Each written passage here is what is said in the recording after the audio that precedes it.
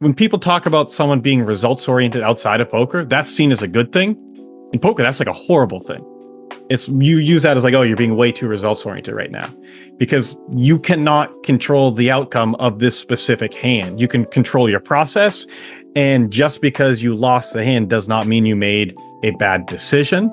But in day-to-day life, that is like the opposite lesson that's taught.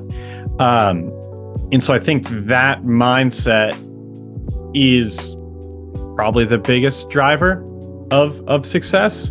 But I also think a lot of people with anything, it's like you have the experts in one thing. There's some clever name for it, but it's like experts in one thing assume they're going to be an expert in the other thing. And it's like rarely do skills transfer one to one or even close to that.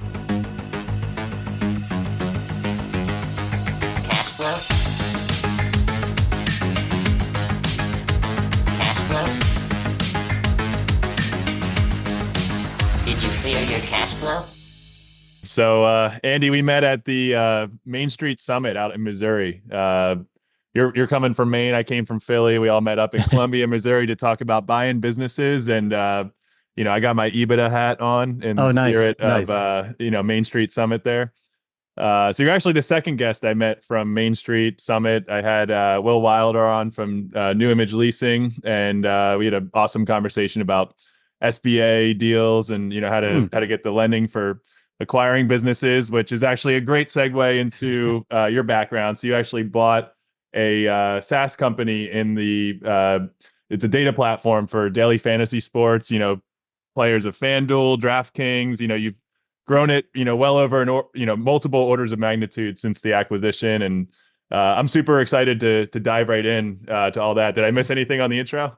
No, I mean, I think, getting to Columbia was a adventure. I feel like that could be a podcast in and of itself, but we made it. I was glad that to get out there, and I think they put on an awesome event with a lot of interesting people. And for the acquisition of SaberSim, like, to be completely honest, it was doing barely six figures a year. It was more of an acqui-hire than a traditional acquisition, in the sense that it was run by a founder as his side project. Never quite got enough traction for him to feel comfortable going full time on it. There were a couple of people kind of helping out part time, but we were incredibly impressed with what he had built, Matt. And it was me, three other partners who've done a lot of work on different gambling things together. My background, I played poker professionally for about a decade. And my friends are some of the highest stakes daily fantasy sports players and former poker players. And we were really impressed with the models that Matt had built, especially for baseball at that time. And we're looking at getting some data from him. I realized it was a very small operation and he was very overwhelmed, and kind of just structured the deal where there was cash up front, but it was more guaranteed salary plus payouts, honestly structured around the start of baseball season and then football season for a couple of years. And we viewed it as, I was really excited about the business prospects and getting a chance to kind of learn or apply a lot of the things I've been learning myself in the marketing and startup space. But really, we viewed our downside protection as being able to work with an incredibly smart person. And that thesis turned out to be true.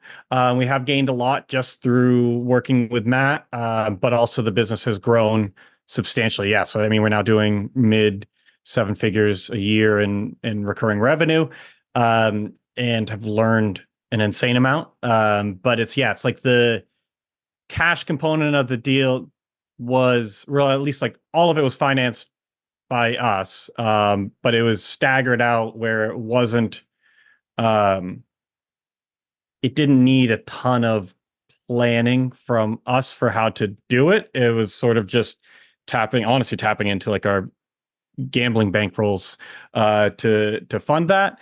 But at this point now, it's like building out the team, and a lot of learnings there, and I'm definitely like interested in kind of a larger like true acquisition. So I might have to ping you for some advice or an intro to your guest who has more experience on the SBA side of things. But that's kind of how the whole snowball started on our end. Yeah. So based on those numbers you just said, in 4 or 5 years, you've basically somewhere between like 50 to 80x to the business. Yeah, yeah, that's Like about right. what levers did you pull to get that kind of growth in that amount of time? Yeah, so there were there's been a few there's a lot of levers that were pulled, but a few really made the biggest difference. And I think it's a combination of like in at least in the software kind of private equity world, the mantra is just like buy something that's sticky and jack up the prices. And generally that does work. But I think it leaves a lot on the table. And so the biggest thing really that enabled all this was investing significant resources in improving the product, and making it so that like we had something that was worth significantly more to people to enable us to increase prices. And we, uh, yeah, at the point at the acquisition spot, I think the plan, it might have been only one plan in my memory, but it was $40 a month. And right now we have three plans. It's $100 a month, 150 a month, and 300 a month. And the $300 a month plan probably drives at least 70% of our revenue. And it's not as though we could have just like changed the price, just 8x the price and immediately done that. In some like B2B SaaS, maybe that is the case, but not here. I mean, that was years of intense like product development with the customers and really figuring out what works, what doesn't, what do they care about. But combined with the insight of like, okay, like this is worth more to people than I think most would assume. And so let's leave some consumer surplus on the table for them, but like make sure that we're fairly compensated for what we've done. So a lot of little things along the way, but it boils down to dramatically improving the product, building a strong community around that, which helps us improve the product, and then being willing to price accordingly, is kind of like the TLDR of it. So when you acquired the company originally, how far along was the product? And, like, let's say what percentage complete was it at that point versus where it is today?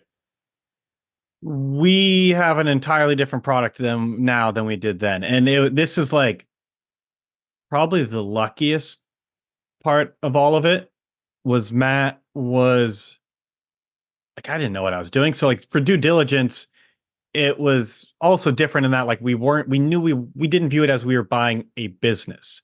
And so like Matt checked out as far as like an acqui-hire goes. We did kind of a lightweight, not even quality of earnings, but just making sure his reported numbers match up with tax returns and everything, like make sure he's telling everything straight. But we didn't do a ton of due diligence because it was more focused on him. And where we got really lucky was like he was pretty far in development on what he was calling like SaberSim 2.0. And that was an entirely new platform and really tried to take our industry in a different direction. I didn't really know about that. He had mentioned it a couple times, like I'd never dug into it until really like after the acquisition. And that let us position ourselves in direct opposition to like all of our competitors who easiest way to like understand it is we are what's called like a lineup optimizer, where we're going to pull in projections and all sorts of data to help you build good lineups for sites like DraftKings and FanDuel. The competition, the other tools, and still to this day, this is how they are, act like a spreadsheet where they have a ton of power, some more than others, but they all can do a lot, but like they don't have any intentionality or It's just more like, hey, here's a spreadsheet. You've got all the functions you need, but like you're going to have to make it, you're basically going to have to program it to get what you want out of it. And a lot of people did figure that out. And there was a lot of content around helping people do that, but it was just like a fundamentally broken process. And through the way we generated our data through our models, we could kind of shortcut a lot of that work for the users. And so it's only been recently that I feel like we've really taken much market share from our competitors, because when you are telling someone who has made money for years doing things a specific way that the way they're doing it is not good, it's just not an argument you're going to be like likely to win. And so for where we grew was on the back of all of the serious but still recreational players who tried to figure out these tools and just couldn't get past it. Like even when I try to use them now, I don't even know where to begin sometimes, and it takes me so much time. So it's like if you're just doing this as a part-time thing, just literally like a couple hours, you have no expectations of going pro or anything else. Like you're not going to be able to figure it out. Like bad product And design, you're saying they don't understand the product's market fit. exactly. And it was like they definitely hit a local maximum where it was like, okay, these tools didn't exist. DFS or daily fantasy sports started blowing up in popularity. Someone created this as like the first iteration, and it was transformational because there was so much money in the games and there was no other option. Like it's a purpose built spreadsheet where it did let you do more than like you could really do on your own. And so there was strong incentive for people to figure out how to get these tools to work. And a lot of people built really involved processes around this. And to me, a lot of it is it's like trying to read tea leaves, and like you build this almost house of cards where you're not sure which card, if you remove it, it's all gonna come crumbling down on you. It's just these convoluted, complex processes, but you've been getting good results. So you're like, I just don't want to touch it. I just want to keep doing things the same way I've been doing it. But where I think the market failed is no one took a step back and was like, wait a second, like, is this the right way? Are we solving this problem in the right way for the customer? And our answer is like, no. And it took a long time to get the existing users over to us. And there's still a lot that haven't migrated. But the competition dramatically underestimated how large the market was of people that weren't served by the existing tools. And so that was really where our focus was. And so it's like the product we have now literally doesn't share any code with the version that we bought, and is truly like a completely different product, even just of like our approaches. Like the way Matt had originally built it it was kind of in between, whereas like he knew where he wanted to go with it, but it still had a lot of similarities to the existing tools. But now what we have just isn't anything like that at all. Yeah. So I have an assumption here as to why that worked out really well for you. I'll start by saying I think it's a common mistake that a lot of software engineers that are becoming entrepreneurs for the first time will over-engineer their products and don't really understand the end user in a way that they build a product that is elegant and empathetic to the end users in a way that it becomes sticky. So my question for you, are you an engineer yourself? And No. so you're not an engineer, and you were more of like a product manager, probably, I imagine, when you took this over. Like you were hands-on with what the product needed to be and the vision for the product, but not actually writing the code yourself. Yeah, so I can't code at all. I've in a lot of the gambling that I've done, primarily poker, but a lot of it's been very math based, and I've worked with a lot of software engineers to develop different algorithms and things like that. So like I'm very familiar with what's going on under the hood, but like I couldn't build it. And so yeah, like deep product knowledge kind of thing where it's like I'm not going to be hands on, but it's like I'll get what has to happen to achieve what we're looking for. But I can't take credit for the direction we've gone. That really is Matt, but then it was he and I working very closely to kind of refine it and keep it's like I think he definitely did the first 80% of like picking a direction. And then a lot of it is just me taking advantage of like my kind of anal retentive nature of just like everything annoying me when it's not like just so, and just being like, oh, like this still like this is definitely an improvement, but it still doesn't seem like we're getting it. Like it's still like, and so just kind of pushing a bit further there. So But he's yeah, like the whys and you're like the jobs then. I won't say that, and I think that that's probably pushing it, but it's like yeah, there's he's coming at it where it's like he can get it.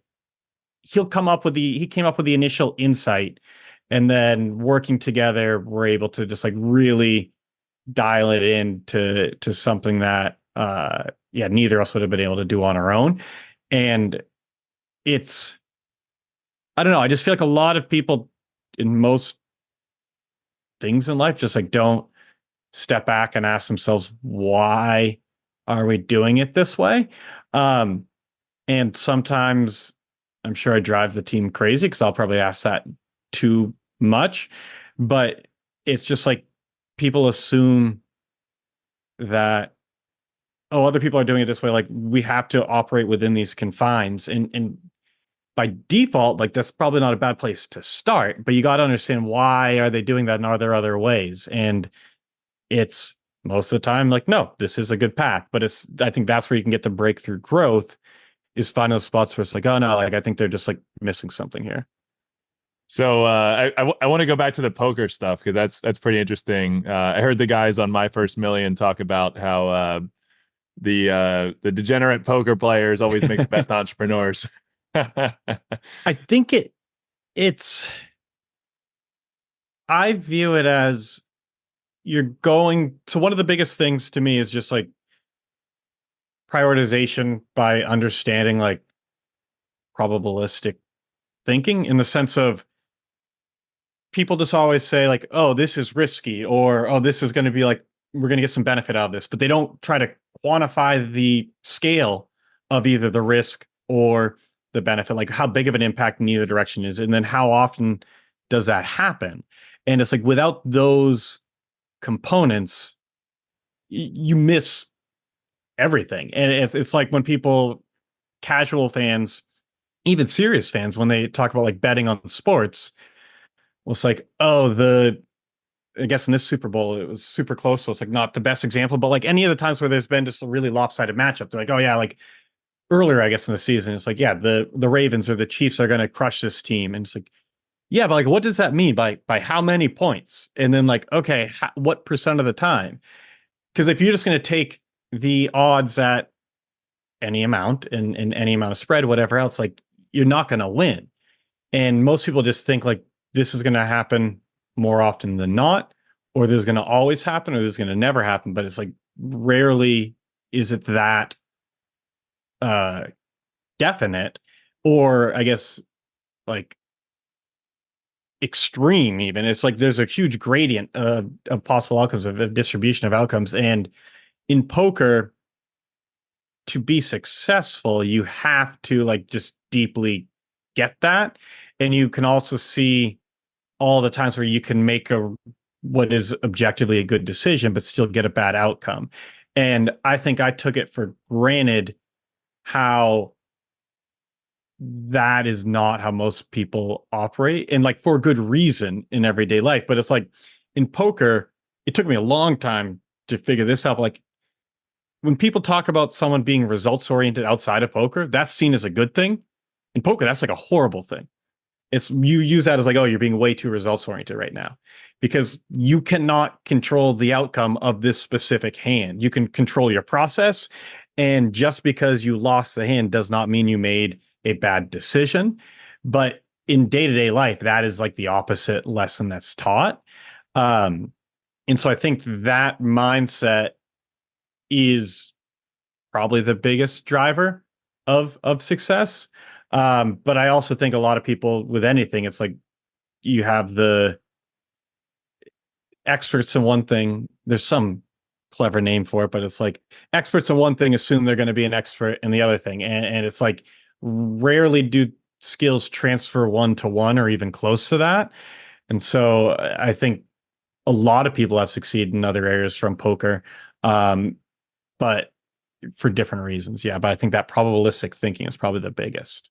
Yeah, maybe appetite for just taking risk too. I think that's a big Yeah. thing for entrepreneurs. But it's interesting you say that, like the whole concept of uh, you know the process is what you can control. You can't control the outcome. I think that's super true in entrepreneurship as well. Whereas you can't control what the market's going to do, what the customers are going to do. You can just control your process when you're Mhm. building your company, when you're going to market, when you're refining the product. But ultimately, what happens is out of your control. So, like that process of iterating and testing and continuing to refine your approach and your go to market strategy. That's what leads to success, not just hitting the home run on the first try that you take. Right. And I think another piece of it is in poker, you there's a you have to make most decisions are marginal. Um and at the lower stakes, you can just kind of skip those and just like not take a questionable bet because there's going to be enough, the players are making enough mistakes that you can just focus on the clear decisions. Um, but you still have to act because there's it's like the Buffett phrase is always like there's no called strikes in investing. It's like you can't just wait for your pitch. In poker, it's similar, but like you can wait a bit longer. But in business, generally speaking, especially on the investing side, if you're buying a business, you should like don't just be like, I haven't found a deal in a while. Like I just need to make something happen. It's like, no, like there's no penalty for not doing a deal. And if it's questionable, it's probably just best not to. And it can be frustrating, it can be hard to have the discipline for that. But I think even in the day-to-day operations, it's like you don't want to be making a lot of marginal decisions. Like you're going to have to, but it's like they just don't matter. So you want to spend as little time on those as you can, and instead just focus on the clear bets, which it's like there's Sean Ellis. I forget which one he talked about. It was like ICE. I think it was like impact, confidence, effort. And then there's like PIE, and there's just a bunch of different like prioritization frameworks. But I think directionally they make sense, but I really feel like they miss the bigger point of like if you have to quantify like two different decisions to prioritize them, it's like you probably aren't coming up with good options. Like you probably have like a strategic weak spot because you want to find the things where it's just so obvious. If we do this, it's going to have like a dramatic outcome and it's not that hard for us to build and everything else. So like, yes, let's just go in this direction. And then as you get deeper into like smaller decisions and details need to be made. But I think a lot of where we've gotten is just focusing on like a few clearer wins. Like in the earlier days when you don't have much of a customer base, you have to you don't it's not going to be as clear. But like as you get more customers, it's almost always going to be the best option to just figure out how do we give them more value so we can charge more. And like anything that doesn't do that, it's not that it's not a good bet, but like it has to have such a higher potential outcome to make it worth it because it's just so much more speculative. Yeah, But absolutely. And I want to break down that ICE framework for the listeners. yeah, I love that one. So the impact, confidence, effort. So the impact is like, what's the potential impact, outcome from this decision? And, is it a big, multi-million dollar impact potentially? Is it a small, is it just fixing one tiny little thing that doesn't really matter? The confidence is how confident are you that you can achieve that outcome? And the effort is how much effort will it take to to achieve the outcome. And I love that framework when thinking of decisions, kind of making decisions in a business. And it ties back into another thing that you were kind of making me think of, like the what's the risk versus reward Mhm. spectrum. And there's like this famous Bezosism where it's if you have a 10% chance of 100x return, take that Right. bet every single time. Right. And but so that's where it's like he goes further, and it's like the part where he goes further is an important part, but it says like it needs to be a bet you can afford to make. Because if you lose 90% of the time and that then puts you out of business, it might not be the best bet. Or there might be other ways you need to figure out about how to structure the bet and other things. And like the um I think ICE in those frameworks are incredibly valuable as like a first step, but I think like the way like the adjustment I like to look at what's called like the Kelly criterion, which is used in sports betting, is used in trading, and it's basically a formula for maximizing bankroll or portfolio growth. It's very aggressive, but like it's going to look at, okay, what is the outcome of this, but how often, and it's really the variables of ICE. It's what is the outcome of this? How often are you going to, if you win, how often are you going to win? And then what do you have to bet? And and for Kelly, they solve for trying to tell you how much to bet based on those things. And the more certain you are of the outcome, the less the payoff needs to be to make it be an incredibly good bet. And especially the less you have to bet to get it. But where it can lead you astray is by saying you should bet really heavy on those kind of the asymmetric bets that have 100x outcomes. And you should, but you've got to just make sure it's like it doesn't, you can bet again if it doesn't work out. And I Yeah, think at like least that, it's really, exactly, like it's a really important caveat, because that's absolutely what you're looking for, is what are those things where either I'm so confident in this and it's still going to have a big impact, which a lot of it is like when you find more valuable things you can sell to your existing customers, like those fall in those ones, which Kelly would say you should bet a lot on those. Um, the other side is the ones where the payoff is so massive, you should bet a lot on those, but you will want to bet smaller amounts so that you can place multiple bets, and that if you swing and miss, you're not wiped out. Yeah, smaller amounts relative to your entire portfolio or holdings. Right. And like in those earlier days,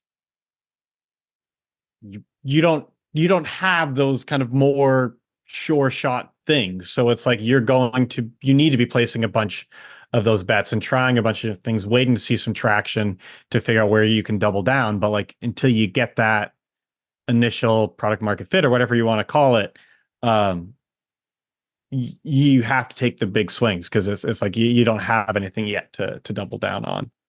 Yeah, I love that. This is a great segment, by the way. There's tons of gold here. I'm curious. So we're talking about poker. What's like the biggest hand that you've ever won or lost in poker? Um, Probably like tens of thousands, but like not more than 50. It's been a while, but I would guess like for a single hand, yeah, probably 20-ish thousand. Um, and so that also has like a very weird impact on how you view money. Where like I mean, that was a much bigger game, and I didn't love. Obviously, you don't love like losing a mass like your biggest hand ever, but it was a good game, and I think overall, against that opponent, I wasn't up lifetime, but like you're putting yourself in good spots, and they don't always work out, and you have to be willing to do that and to accept the downside risk. And it is just very hard to then worry about like day-to-day budgets and business budgets and other things where I'm just like you have to become desensitized to money to an extent to succeed in gambling, but that's a very easy way to like fail at life. By like just like not worrying about it. And that's where I think you see a lot of gamblers who don't understand, aren't thinking about as deeply about like why are they placing this bet, who will lose all of their money because either they're placing bad bets in at the poker table or they're just spewing money everywhere else in their life, where it's like, no, you got to kind of be like, I'm only placing this bet because I think it is a positive expectation and my bankroll can withstand the swing if I'm wrong, or if I'm right but just end up with a bad outcome. I But mean, yeah, literally definitely. everything Yeah. we're saying, I think it applies to poker or business. I mean, the exact Yeah. same philosophy is, true for both. And, I think the bigger your business gets, I think, the bigger the checks are, the bigger the payroll is, the bigger the AWS bills are. And I do think that if you're not to a certain degree, like desensitized to money, you might become so risk adverse that you start to like not invest in the business and just sort of let Mhm. it coast. Right. And it's one of those things where, I mean, you see it a lot, or at least like from my kind of voyeurism of like watching different deals being talked about on Twitter or podcasts or whatever else, but like of the retiring founder who hasn't of a local SMB that's been running for 30, 40, 50 years and they haven't been reinvesting in the last 5 years because it's like they're getting ready for retirement and they don't want to replace the fleet of trucks even though it needs it and all these other things. And like it's, yeah, you can see that under investment to like maximize cash to lower risk or just for other reasons, and it's not, doesn't seem rational, but sometimes people have different ways of measuring that. But I think, yeah, you've got to be comfortable um placing those bets. But I think more than that, it's like I feel like there's a lot of motion and a lot of activities and a lot of things that every business does that they don't think about, like how much am I betting on this, and like is this actually worth it. And we fall victim to that all the time, and it's like we're kind of going through like a regular like cleanup phase of like, okay, like what are all the things that we're doing kind of regularly, do they actually add value, or do they add enough value to make up for the amount of time our team is spending on it. And I think in a lot of cases the answer is like, if it's questionable, it's not going to hurt to cut, but then you have to think about like, okay, like is there a better use of that person's time? Is this just filler time? And like it's plausible how this could have a return or whatever else. But like I think those are the things that uh, matter uh, a good amount, but often get overlooked. Like I overlook them all the time. Like that's where kind of like trying to catch up on some of those things.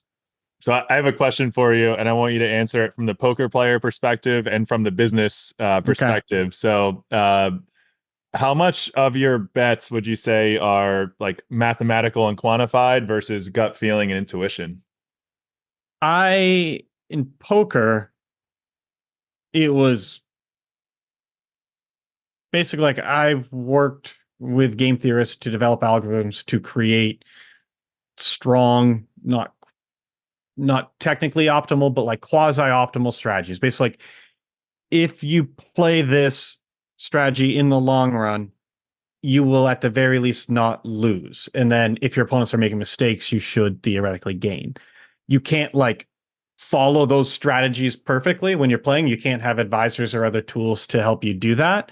So you would have to like make a study tool and other things to like train yourself on the different scenarios. And so in poker, my application wasn't perfect, obviously, but like it was all still based purely on math.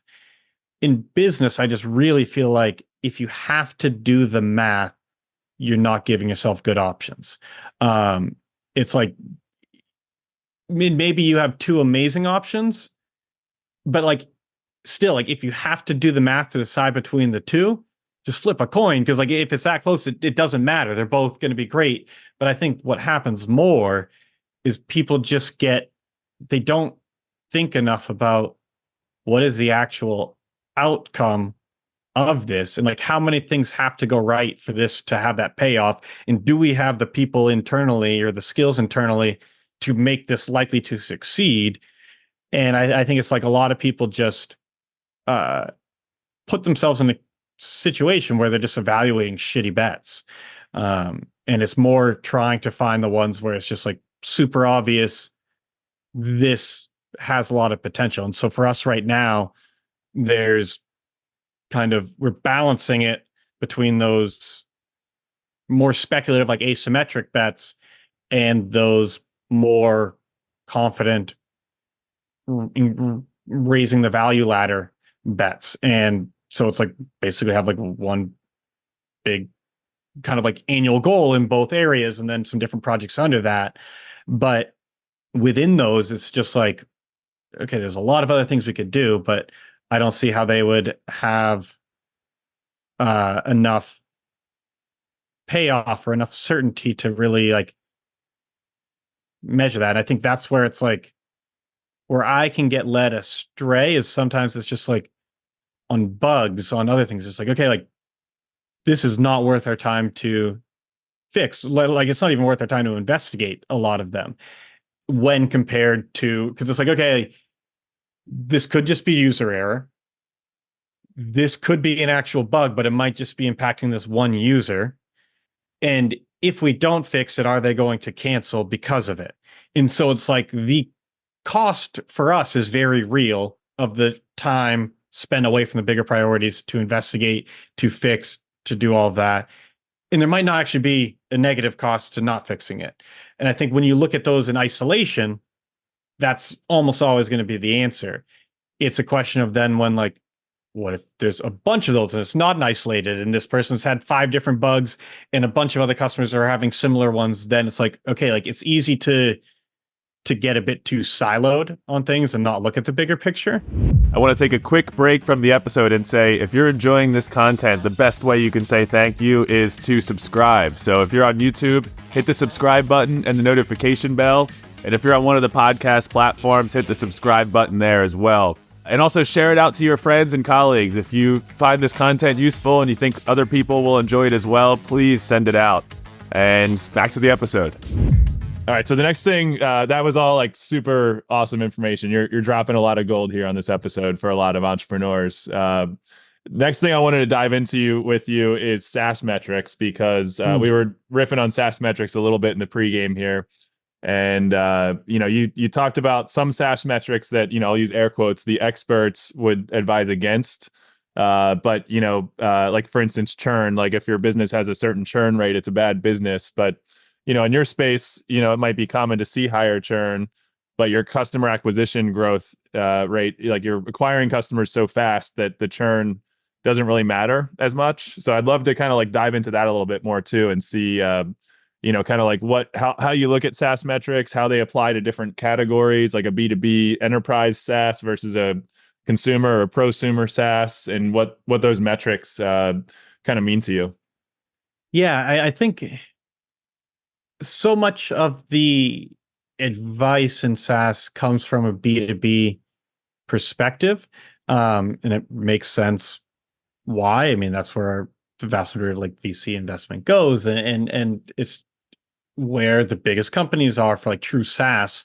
But I think it's the same thing as anything. Is like people don't question why are these the best practices in this area, and like they just kind of apply the same rules of thumb everywhere. And so for like churn, it's like you'll see, yes, for B2B enterprise SaaS too, of not just like SMB, but like enterprise SaaS, it's like, yes, you should have not just sub 1% churn, but like ideally you have like positive revenue retention year over year from those customers. So it's like actually like you might be losing logos, but the logos that you keep are growing. And like, yeah, that's awesome. But you also see like if you're at 5%, your business is on fire. If you're at 10%, your business is dead. It's just like, doesn't have to be true. I mean, like we're at probably 20% churn, monthly churn.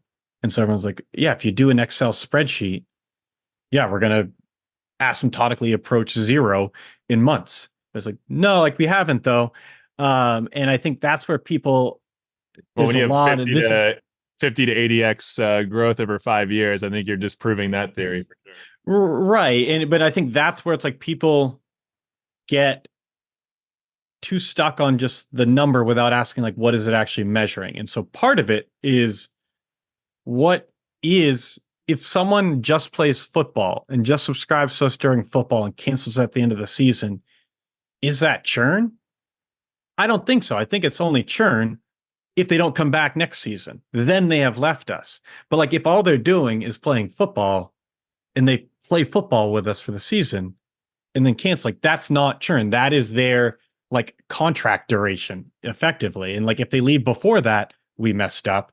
But if they leave at the end of the season, like no, like that's not necessarily the case. So seasonality plays a big role in that, and it makes it hard to measure what your like true churn is. Do you track I that? think Like, do you tag the accounts based on what sports no, they're? we should, but it's like that's where one of the things that like I go too far with not getting super deep into the metrics of just like these don't matter, but they do to an extent. And so like this year we're going to be building just like better tracking of that because I do think it'll be interesting at the very least to see it. I still need to figure out like how actionable it is Maybe it's to like certain invest in sports are that. churning more than others or something like that. Yeah, so I think it's like we want to like get more insights there, but it's at least conceptually like we just more from the subjective side of it. It's like when we get replies from people who are canceling, it's just like, hey, like season's over, like I'll be back next season. Like, yeah, we don't then follow up to make sure they are back and everything else. I think that's a leak in the bucket. But that to me is not churn. But additionally, it's like you're not churning.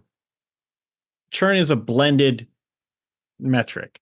You were saying out of all customers I have, the number of customers I have, how many cancel? Or out of all revenue we have, what percent cancel? Like what percent does not renew for the next month? And it's not saying like, okay, yeah, but like this is not going to hold true at 20% for 100% of our customer base. What actually happens is that we have a very healthy top of funnel that is generating a lot of new customers and they are churning at a very high rate.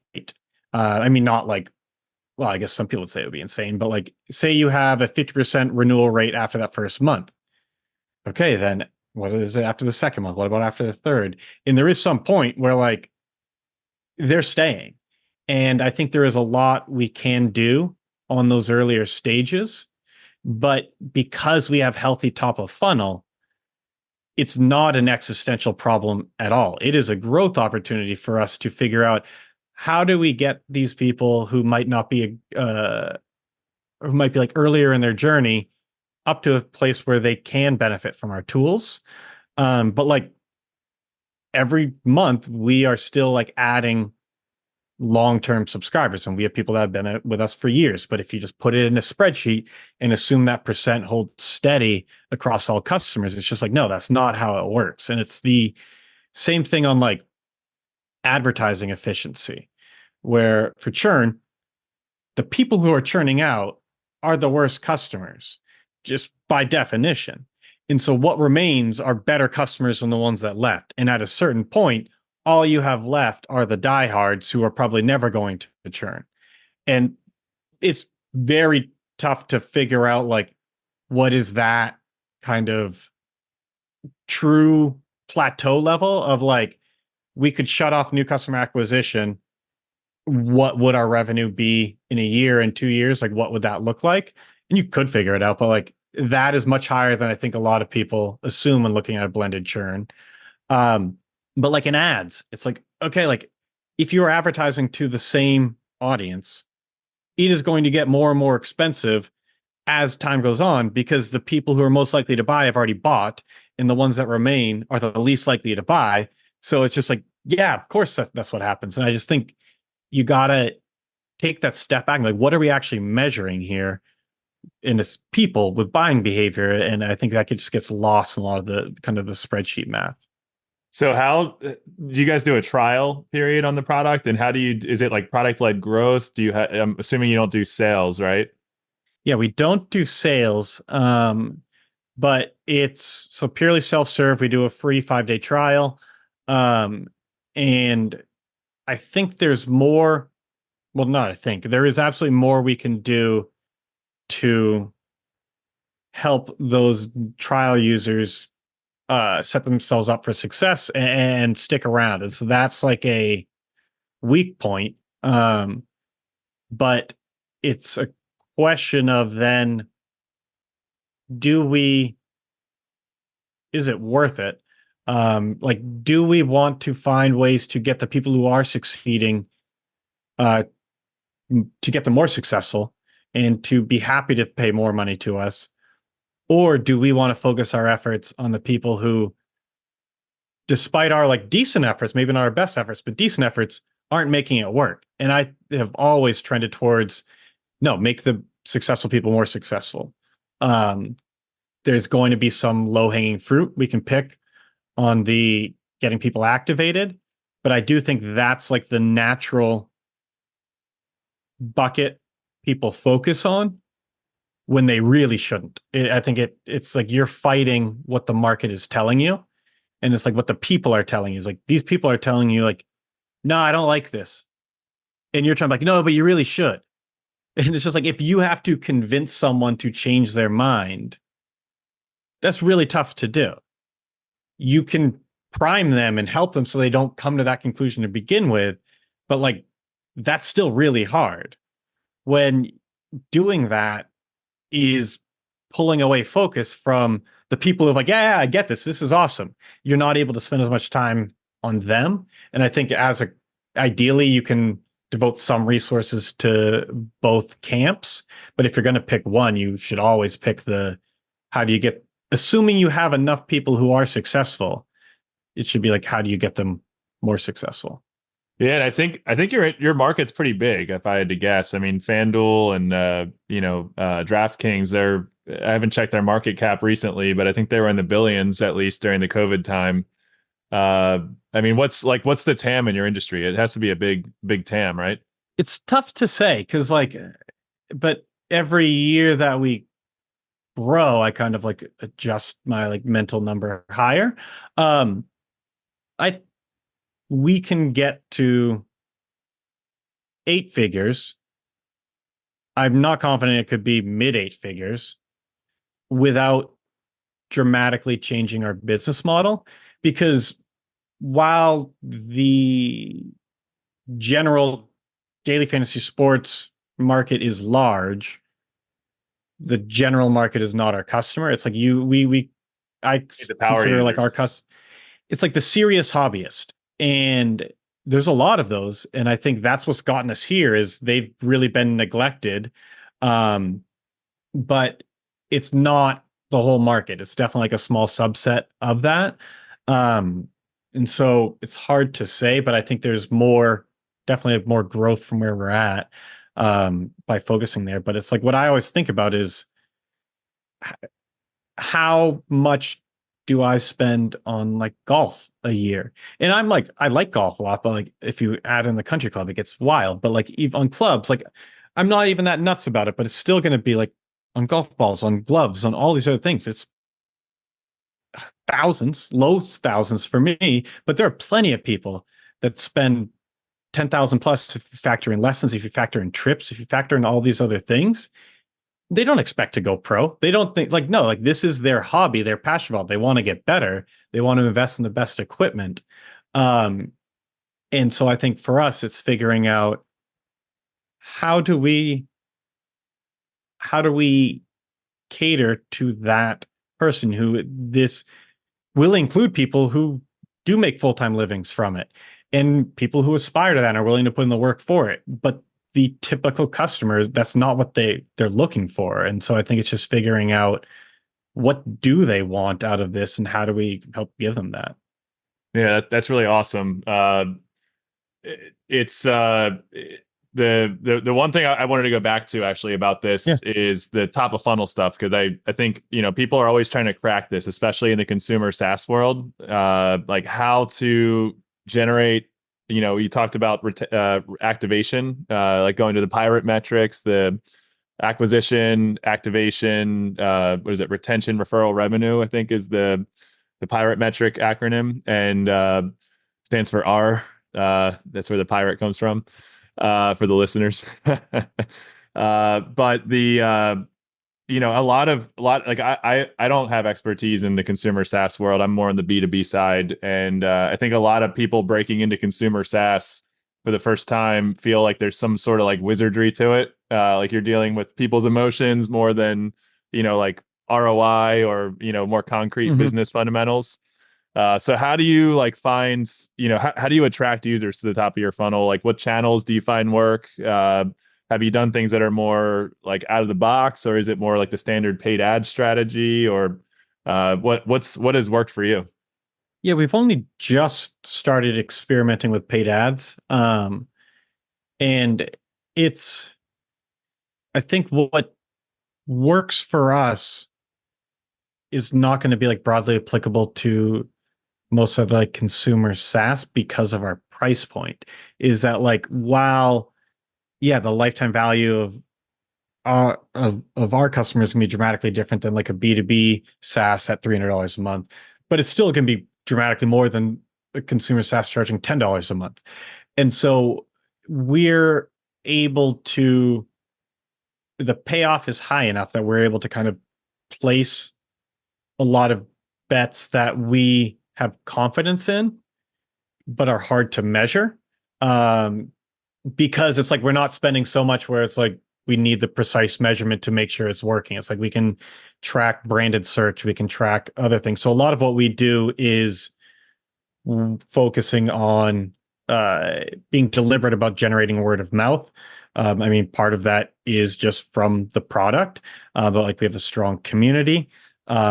We do a lot of giveaways and a lot of things that are fun to share for people, to talk about that sort of thing. And then like we can see an increase in branded search over that. We see influx of customers. We see like the self-reported, like kind of where did you hear from us things, to know that a handful of them are working. And then it's on YouTube is a big channel for us in our market. That's everyone's basically on YouTube and Twitter. So you There guys are are creating content on YouTube, or Mhm. okay, that's Yeah, awesome. and the I don't think we did anything like groundbreaking there. Like we have a smaller channel, but I think the ROI of our channel is higher than any of our competitors. I would bet a lot on that. Um, but it's like we saw what everyone else was doing, and that was putting out shows of every day talking about the games coming up, who to look at, who to avoid, that sort of thing. And just like sports talk radio, but built for daily fantasy sports. And that gets listens, like in that is effective. But that content then is out of date tomorrow. And then you got to get back on the microphone and do it again and do it again. And I think it gets expensive, but there are results there. But for us, it was just like, I'm not that bigger than life personality who's going to be exciting and that people want to watch. And like, that's just not me. There's no one on our team. And so I'm not going to try to create that content. I don't want to create that content. And then even if we do, how are we going to stand out when there's a bunch of people doing it really well? And so it's like, okay, like, yeah, let's just not do that. So then what do we feel like people are missing? And it just seemed like everyone was just heavily investing in that content that was definitely driving views, but they weren't thinking about like, what else can we do? And for us, it was like, it goes back to, I do have some background like content marketing of just what are the questions people are likely asking, but like not finding an answer to. What, like, if they want to get better at DFS, these live streams aren't really helping them there. Um, it's like it's almost like creating a dependency where they're going to have to come back tomorrow to get more advice and come back tomorrow to get more advice. And so we just created more evergreen content for the different sports. But like here, this isn't meant to tell you what to do today. This is meant to help you figure out how to think about DFS so that day in, day out, you can build a winning strategy. And I think that stands out in the market and gets attention from the right people. So that even if our views don't have like our videos don't have tens of thousands of views, I think the thousands that some of them get are the right thousands.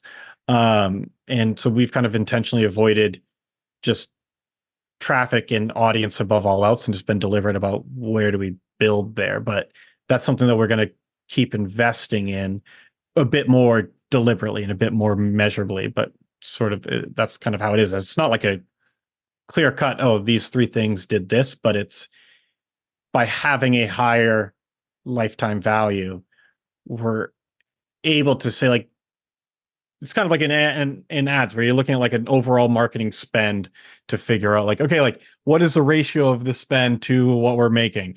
And it's like, that's kind of how we view this. It's like we're not doing anything other than these things. Is that generating consistent leads that are coming in?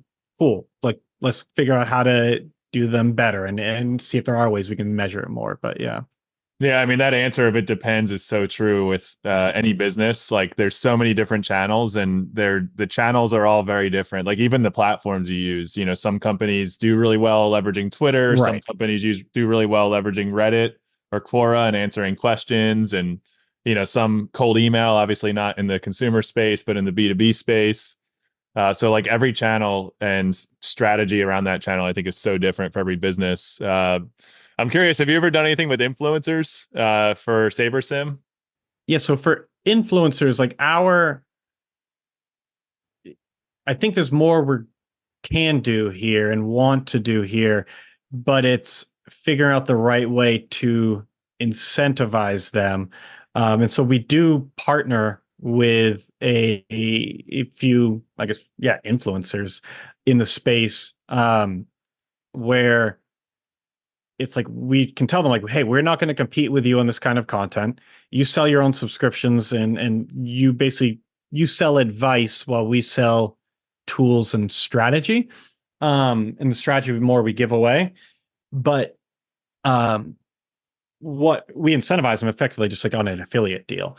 And so say like, hey, like promote SaberSim, we can embed SaberSim into your member portal effectively, and then give your customers a seamless experience.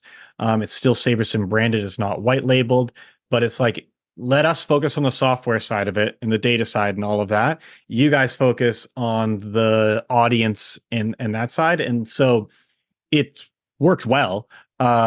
What's been a challenge is just no one's going to sell something as well as you yourself can.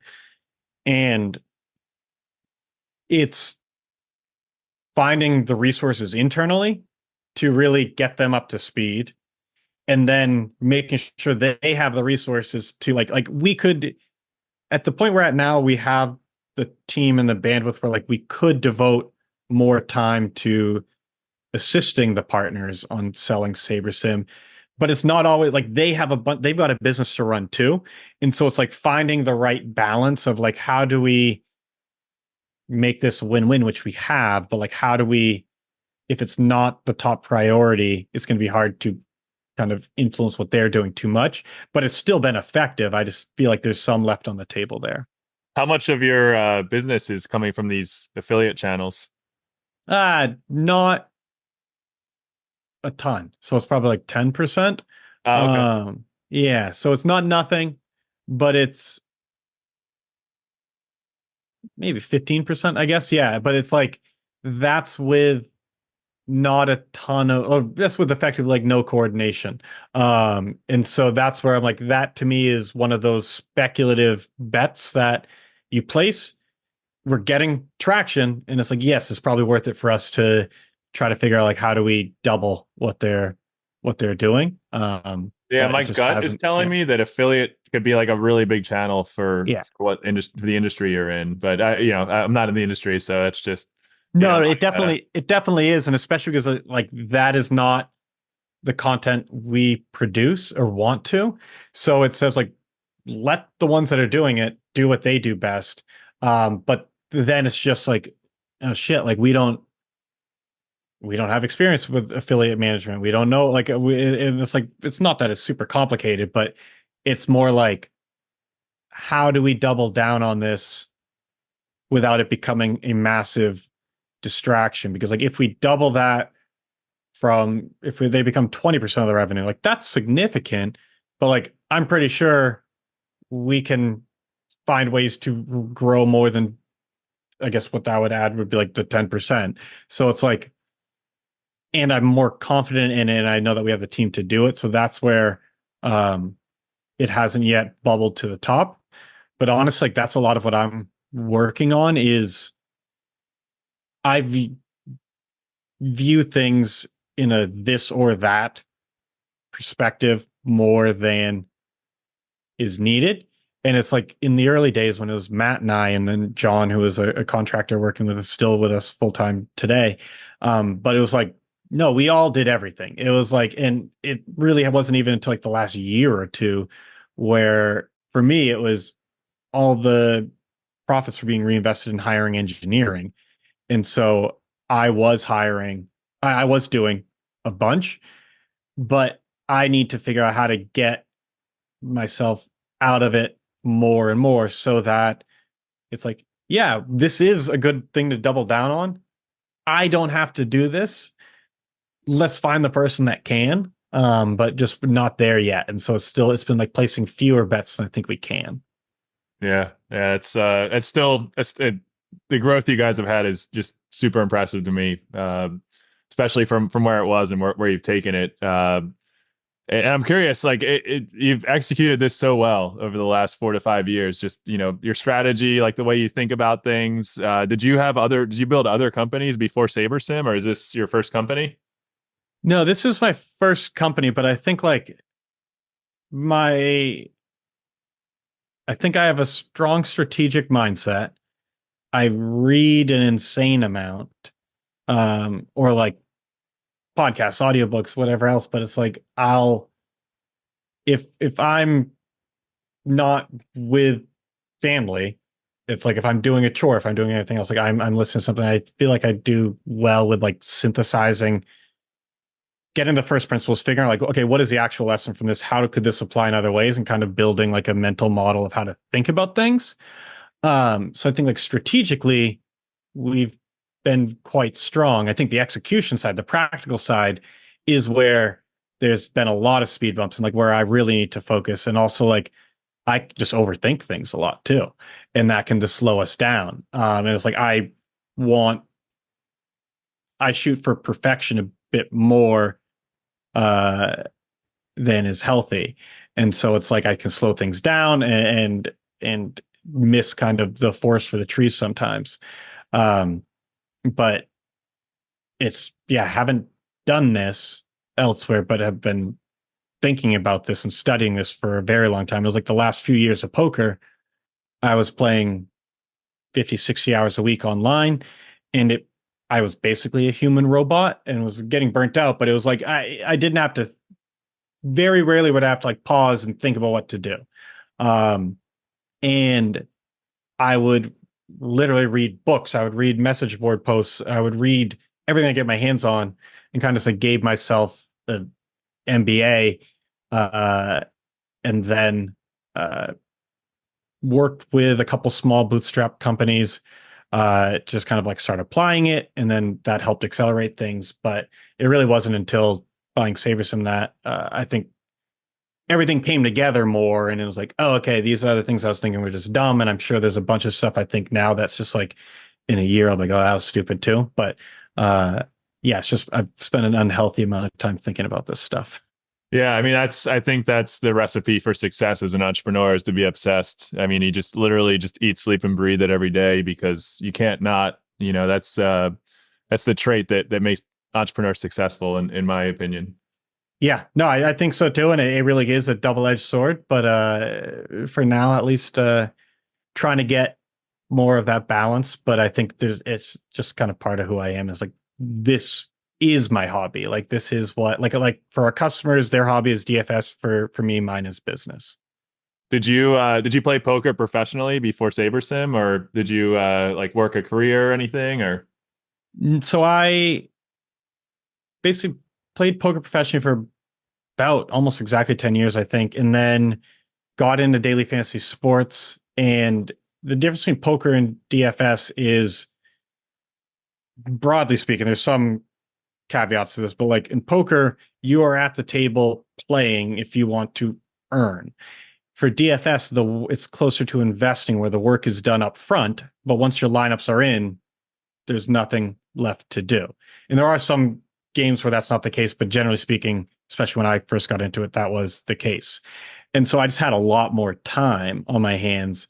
And that was when I started working, just kind of like freelancing with small startups. And I worked at Groove, was my like, if I have a resume, it would be like Best Buy in high school, poker for 10 years, a few like lightweight freelance marketing things. And then I worked at Groove, which does help desk software for small businesses, as a marketer for a bit over a year, and then bought SaberSim. dude, that's a hell of a resume, man. I'd hire you for sure. It's I don't know. Yeah, it's been interesting, but I think like the biggest lesson I've learned with all this stuff is like I overthink things, and every time I take a leap, I was like, "Fuck, I should have done this a while ago." I've learned so much more, and it's like you can just kind of really test those assumptions and everything else. That's my biggest takeaway, really. Well, Andy, this episode has been full of gold. I think anyone that made it all the way to the end here has probably learned like three or four directly applicable things for their companies. Before we wrap up, is any plugs you want to do for SaberSim or anything else you want to plug? No, I don't really have many plugs. I mean, yeah, I guess if you're interested in DFS, if you want to get better results on DraftKings or FanDuel, check out sabersim.com. But honestly, like, yeah, just happy talking about these things. It's like I don't even know if I have 100 followers on Twitter. I don't have an ask. So Well, good deal, man. Cash flow? Did you clear your cash flow?